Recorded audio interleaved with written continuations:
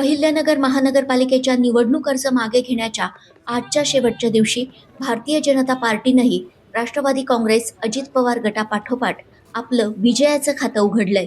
प्रभाग क्रमांक 6 मधून करण उदय कराळे तर प्रभाग क्रमांक 7 मधून पुष्पा बोरुडे हे भारतीय जनता पक्षाचे 2 उमेदवार बिनविरोध ठरलेत.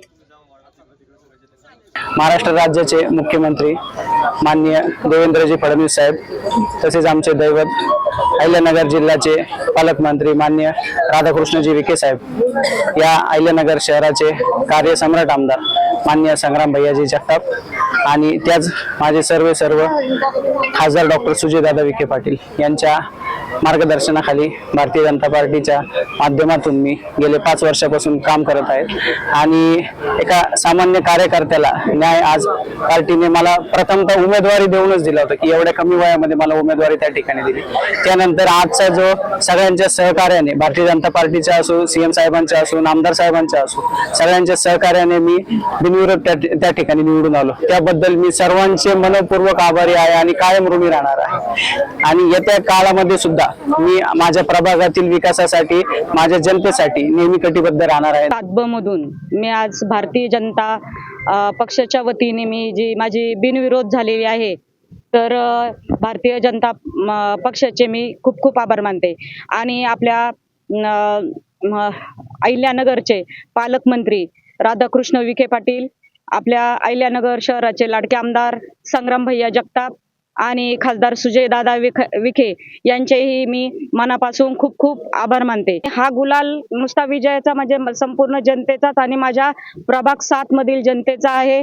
आणि ह्या पक्षाने युतीने ही आमच्यावर जे विश्वास दाखवला, आम्ही त्या विश्वासाला पात्र आहोत.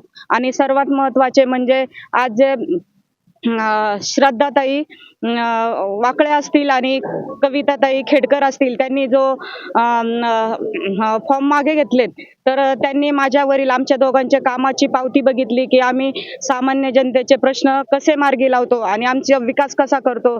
महाराष्ट्रामध्ये जवळपास 29 महानगरपालिकेच्या निवडणुका या पार पडत आहेत आणि त्या दृष्टिकोनातून अहिल्यानगर महानगरपालिकेची निवडणुकीत देखील सर्व अहिल्यानगर वासीय एक चांगल्या पद्धतीने सामोरे जात आहेत. त्याच्यामध्ये प्रामुख्यानं आपण जर पाहिलं तर अहिल्यानगर शहरामध्ये राष्ट्रवादी काँग्रेस पक्ष व भारतीय जनता पार्टी पक्ष हा एक युती म्हणून आज या निवडणुकीला सामोरं जात आहे. आणि काल आपण जर पाहिलं तर ज्यावेळेला विड्रॉलचा पहिला दिवस होता तर पहिल्या दिवशीच राष्ट्रवादी काँग्रेस पक्षाच्या वतीनं सकाळच्या सत्रामध्येच आपण पाहिलं की जे महानगरपालिकेत नगरसेवक म्हणून काम करतात सन्मान्य कुमार भाऊ वाकळे साहेब असतील, हे बिनविरोध झाले. दुपारच्या सत्रामध्ये जे अगदी सर्वसामान्य कुटुंबातला कष्टकरी वर्गातला प्रकाश भागानगरी साहेबांसारखा एक व्यक्तिमत्व होतं, ते दुपारच्या सत्रामध्ये आपल्याला बिनविरोध झाले पाहायला मिळाले.